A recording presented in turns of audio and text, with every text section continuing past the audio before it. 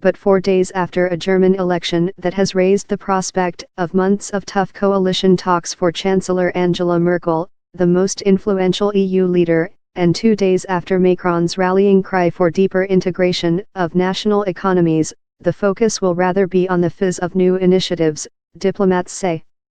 NL8N1M825W, NL8N1M73WT. Macron has stolen the show, one senior EU official said of the dinner debate, in which all of the 28 national leaders bar Spanish Prime Minister Mariano Rajoy are expected to attend.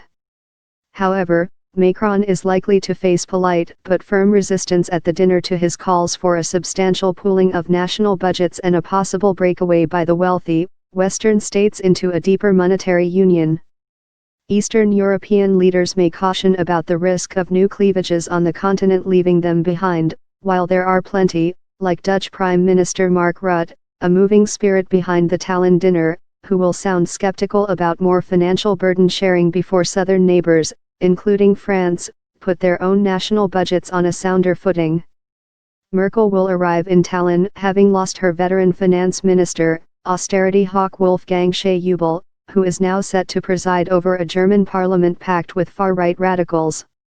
Though she welcomed Macron's Europe speech in Paris, and had discussed it with him beforehand, Merkel will be unable to commit Berlin to much, as she has barely started the process of building what is likely to be a three-way coalition government.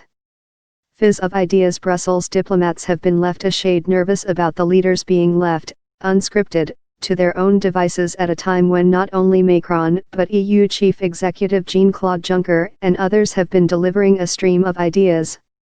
These focus on how the bloc, emerging from a slump and a series of crises, can reinforce itself in the wake of Britain's departure in 2019. The presence of Theresa May, despite Britain's increasing isolation as it prepares to quit the bloc in 18 months, adds an element of embarrassment which may limit talk on new EU plans. May will arrive with a better sense of whether her keynote major Brexit speech last Friday has succeeded in unblocking talks in Brussels on Britain's divorce package.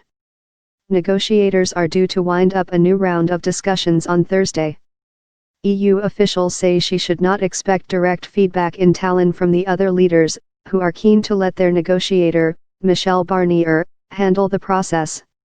But she is likely to talk to some of them individually as she pursues her quest for agreement to open talks on close ties with the bloc after Britain leaves.